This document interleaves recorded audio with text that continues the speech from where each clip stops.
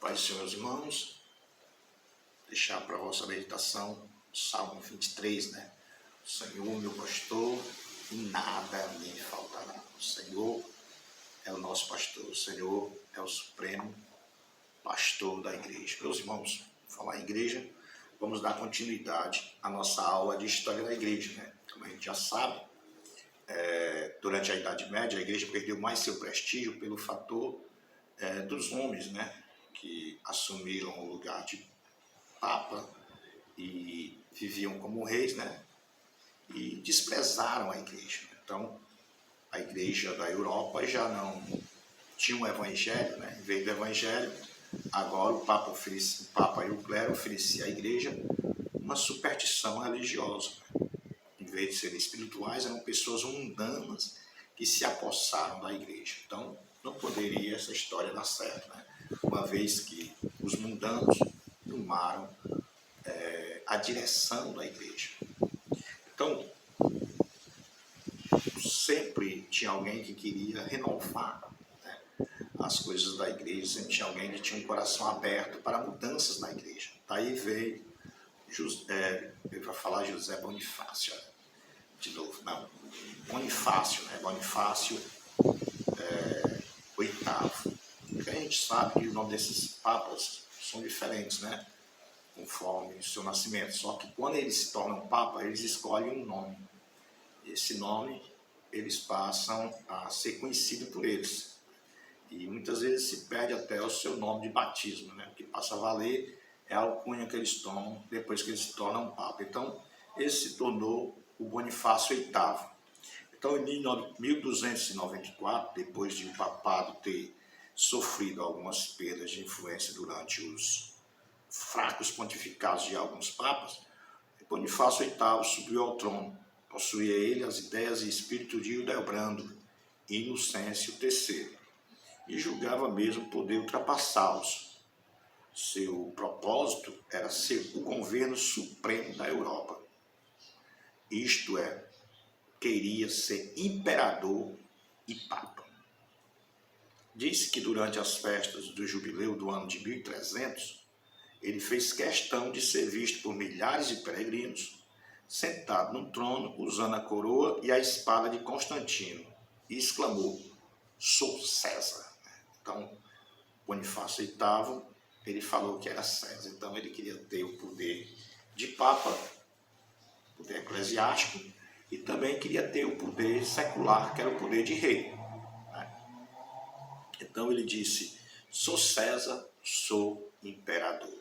É assim que a história o apresenta. Ele, sem dúvida, possuía pretensões tão elevadas como qualquer dos seus predecessores. Quando, porém, tentou realizar suas ideias, defrontou-se com dois poderosos, Eduardo I da Inglaterra e Felipe o Belo da França. Então, esses dois não estavam a fim de entregar o poder secular para o Papa, né? O Eduardo I da Inglaterra e o Felipe o Belo da França. Fortes e garantidos pela unidade de suas respectivas nações, esses monarcas conseguiram afastar o Papa dos negócios dos seus respectivos países.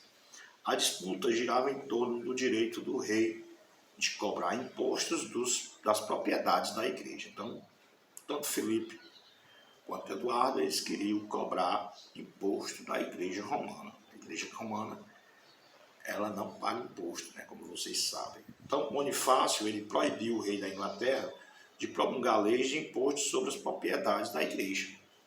Mais tarde,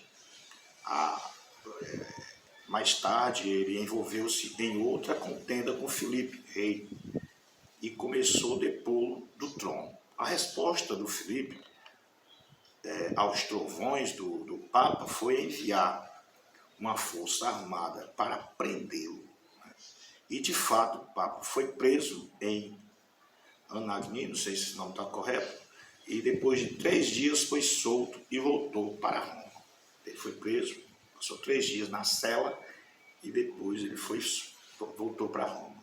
Ele morrendo pouco depois, em 1303, de desgosto, né? Ou talvez, como a gente chama hoje, de depressão. Né? Ele morreu de desgosto e ou também talvez por loucura também, né? Ou ele morreu de desgosto ou foi louco, né? Em virtude da sua repentina e vergonhosa queda. Com isso, o papado medieval caiu no descrédito de todo o povo da Europa e recebeu uma ferida incurável. Então, ele que queria ser o Bonifácio VIII, que queria ser rei e papa ao mesmo tempo, agora o que ele tem? Nem é somente papa, né? Ainda preso, né? Então, ele foi desmoralizado diante da igreja e diante do poder secular também. Então, passou 3 dias preso, voltou para Roma, envergonhado, triste, desgostoso da vida, e morreu 3 dias depois. Alguém disse que ele morreu louco, né? E chegou uma fase da igreja que a gente chama de o cativeiro babilônico do papado, né? Vocês sabem que o cativeiro babilônico de Israel, ele durou durante 70 anos, né? E por isso que eles chamam o cativeiro babilônico do papado, porque também foi durante 70 anos esse período da Igreja Católica, né? O período de 1305 a 1377 ele é conhecido como cativeiro babilônico do papado. Por ordem do rei da França, a sede do papado foi transferida de Roma para Avião, no sul da França.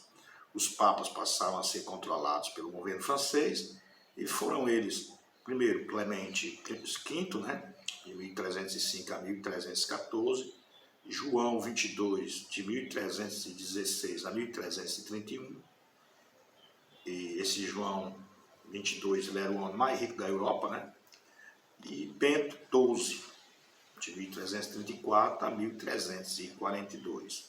Clemente VI, de 1342 a 1352, Inocêncio VI, de 1352 a 1362, Urbano V, de 1362 a 1370, e Gregório XI, de 1370 a 1378. Com este último, o papado voltou a Roma, né?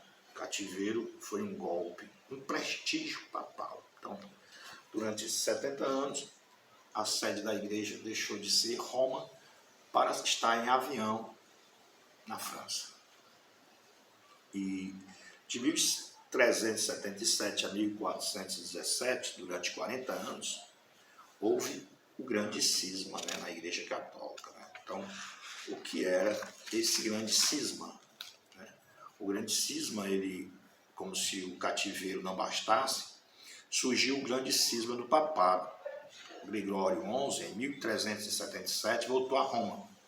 Pouco depois da eleição do seu sucessor, em 1378, um papa rival foi escolhido pelos cardeais franceses e elevado à corte papal em Avião.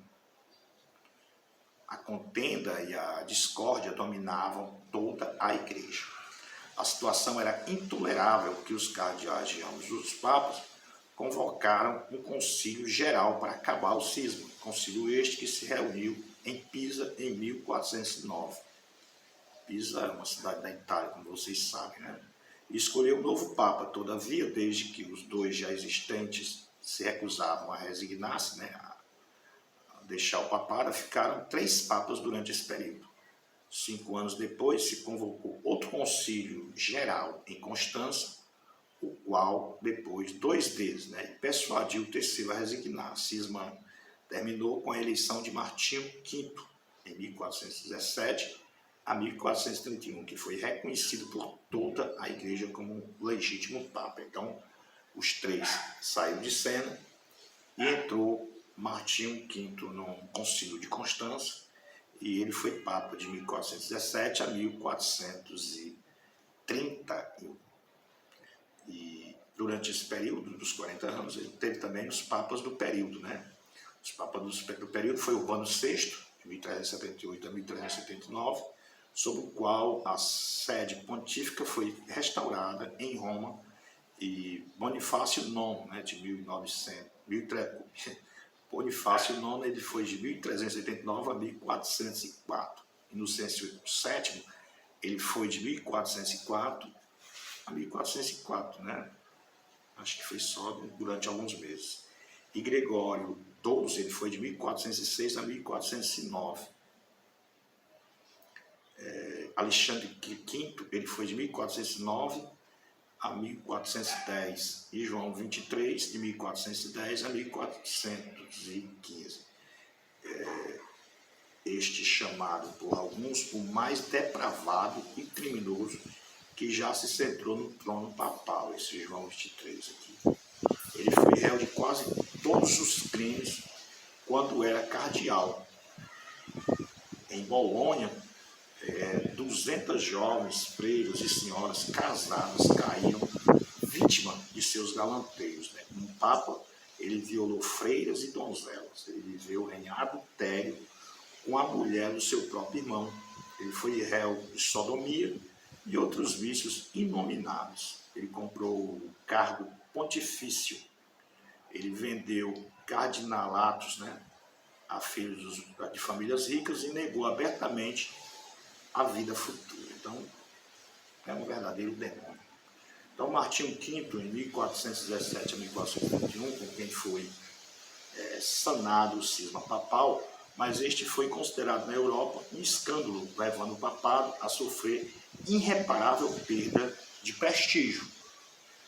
O livro de Atos dos Apóstolos dá-nos uma ideia do processo do cristianismo até cerca de 1400, né? Até cerca do ano 60, né? Depois de Cristo. 1400, quando Martinho ele queria moralizar a coisa. Em 1417, quando Martinho ele subiu e queria moralizar a coisa. O livro de Atos, ele só nos conta do cristianismo até o ano 60 depois de Cristo, né? Lógico. Atos para cá temos recorrido à história, né?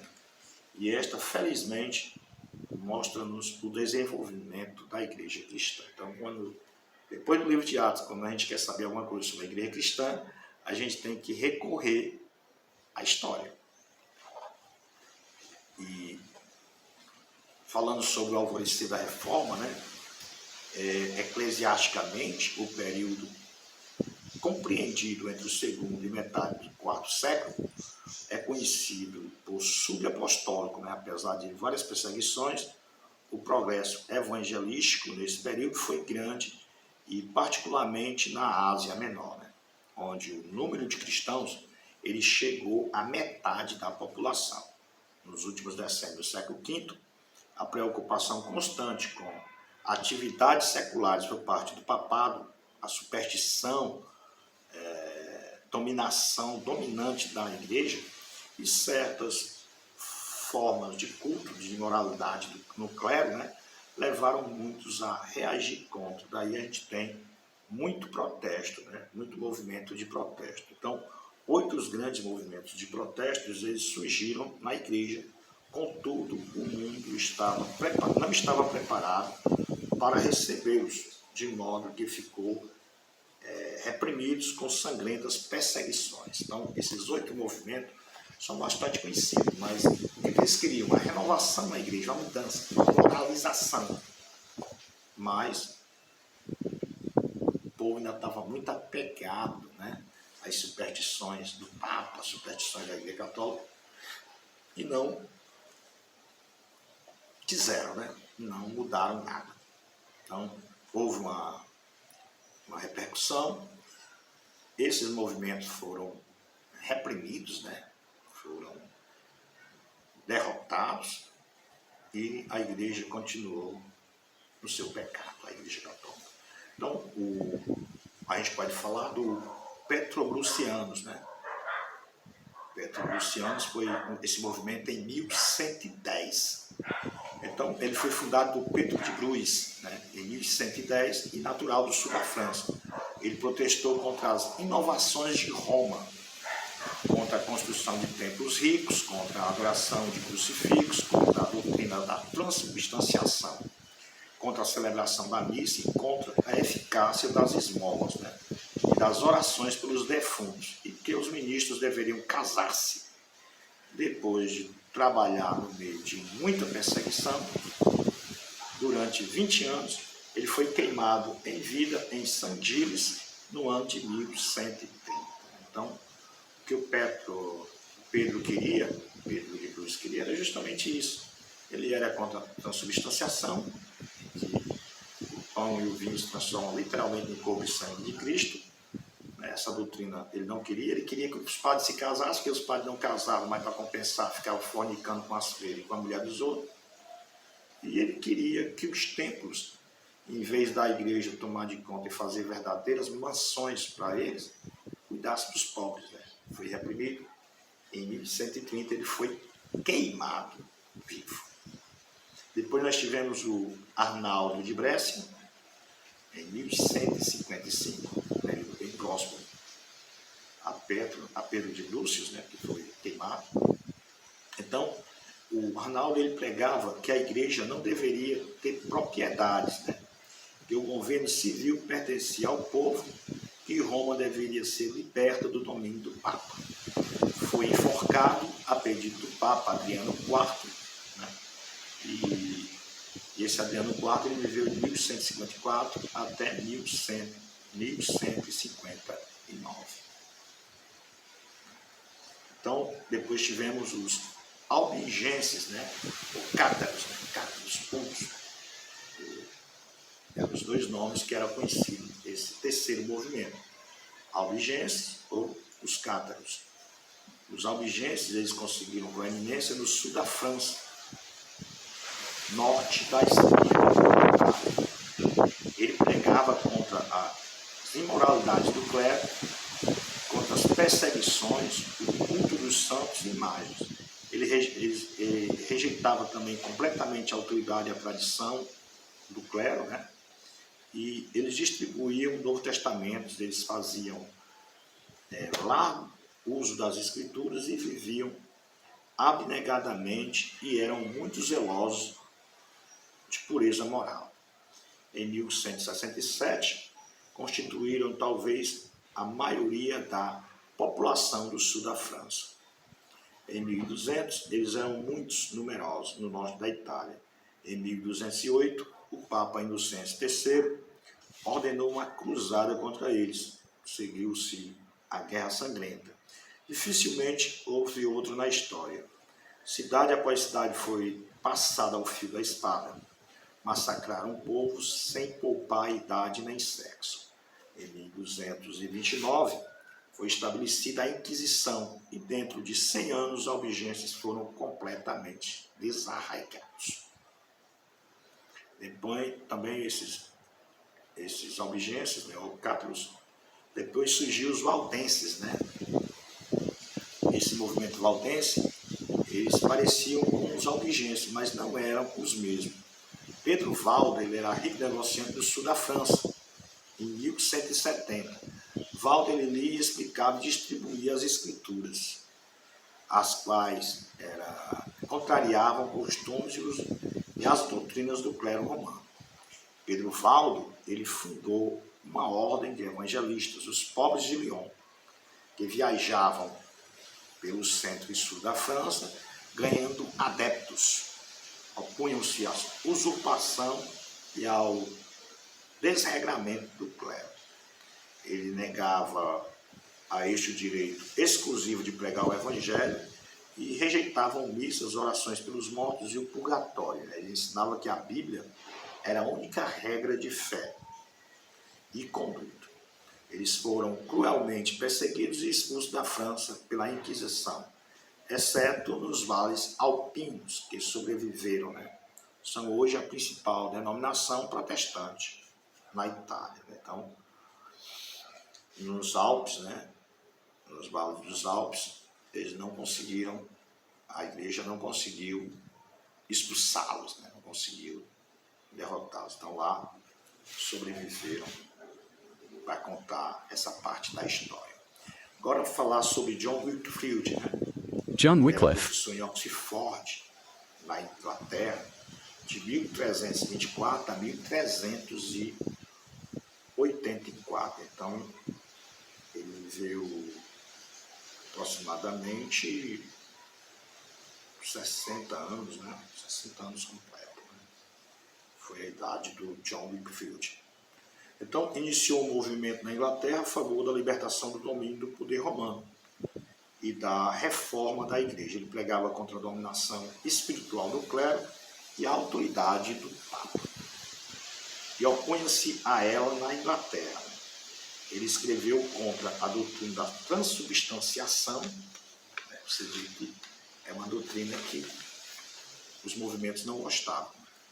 Da transubstanciação, ela considerando o pão e o vinho como meros símbolos, o John Wycliffe dizia, e ele defendeu o direito que o povo tinha de ler a Bíblia. Ler a Bíblia não somente em latim, mas ler a Bíblia na língua nacional, né? Porque só era proibido ao clero ler a Bíblia, e essa mesmo em latim, a língua da igreja. Já John Wycliffe, ele queria que fosse lido na língua nacional, no caso dele, o inglês, né? Então, seu maior trabalho foi a tradução do Novo Testamento para o inglês, terminando em 1380. O Antigo Testamento, no qual ele foi ajudado por alguns amigos, foi publicado em 1384, ano da sua morte. Seus adeptos clamaram e Lollardos, né? Desculpa, acho que ele errou aqui, chamado Lollardos, né? E chegaram a ser numerosos. Então ele formou muitos adeptos, e esses adeptos, eles iam para as comunidades ler a Bíblia. Já pensou? O ministério dos rapazes, era chegar nas comunidades, né, da Inglaterra, e juntar o povo e ler a Bíblia para eles. Mas não ler a Bíblia em latim, que era meio que nada, ler a Bíblia em inglês. Meus irmãos, depois tivemos o John Hus, né? John Hus era reitor da Universidade de Praga, na Boêmia, né? Em 1369 a 1415 foi o tempo de vida do John Hus. Ele foi um estudante de Wycliffe, e John Wycliffe, né, ele se formou na faculdade de John, na Inglaterra, né, Oxford, onde John ele ensinava, né? E depois ele foi para onde? Foi ser reitor em Praga, na Boêmia, né? Hoje é República Tcheca. Então ele viveu de 1369 a 1415 e foi um estudante de Wycliffe, cujos escritos haviam penetrado nesse país, né? Ele trazia os ensinos da Inglaterra, lógico, né? Ele ia para a Inglaterra, o que ele achava de livro importante, ele trazia para a biblioteca de Praga. Ele tornou-se pregador destemido e atacava os vícios do clero e a corrupção da igreja. Com veemência, ele condenava a venda de indulgências, rejeitava o purgatório, o culto aos santos e o uso da língua estrangeira na liturgia. Exaltava as escrituras acima dos dogmas e ordenanças da igreja, né? Ele dizia que a escritura estava acima de tudo, né?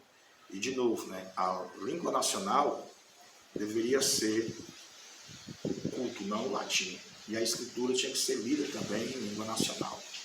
O Papa excomungou John Hus e determinou que a cidade de Praga ficasse sujeita à censura eclesiástica se ele morasse ali.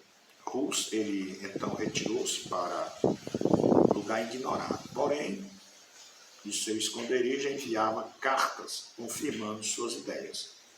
Ao fim de 2 anos, consentiu em comparecer ao concílio da Igreja Católica Romana de Constança, né, que se realizou em Baden, na fronteira da Suíça, havendo para isso recebido um salvo-conduto do imperador Sigismundo, né? Sigismundo deu um salvo-conduto para ele, o imperador Sigismundo, que é o imperador do Sacro Império Romano Germânico. Entretanto, o acordo foi violado. Não respeitaram o salvo-conduto sob a alegação de ser fiel a hereges, né? Assim, John Hus foi queimado na vida, foi queimado em vida com 1415. Né? Vocês se lembram que o Silveira, né, recebeu também a indulgência lá do Bolsonaro. O STF foi e ignorou, disse que não valia. Simplesmente botou o homem na cadeia. Da mesma forma foi John Hus, recebeu o salvo-conduto do imperador Sigismundo, mas o Papa ignorou, porque queria matar, queria exterminar John Hus. para acabar com o movimento, né? Porque o corrupto, em vez, quando ele ouve a pregação, em vez de ele se arrepender, existe dois momentos. Existe o momento em que o corrupto ouve a pregação, se arrepende e abandona o pecado. E existe o momento em que o corrupto ouve a pregação, em vez de abandonar o pecado, vai matar quem traz a mensagem. E foi o que aconteceu quando John Hus foi queimado vivo na cidade de Praga, né? Então hoje tem lá um memorial na praça para ele. Também, por último, a gente vai falar sobre Savonarola, que foi de 1452 a 1498, né? Então, em Florença, na Itália, ele foi um monge da ordem dos dominicanos. Ele pregava como um dos profetas hebreus para vastas multidões que enchiam sua catedral contra os vícios do Papa. Durante muito tempo, ele foi praticamente o ditador da Florença, onde efetuou evidente reforma. O Papa Alexandre VI procurou, de todos os modos, silenciar o virtuoso pregador. Tentou até suborná-lo com um chapéu cardinálico, né? Ele queria que o cara se tornasse um cardeal, mas para isso ele tinha que abandonar a pregação.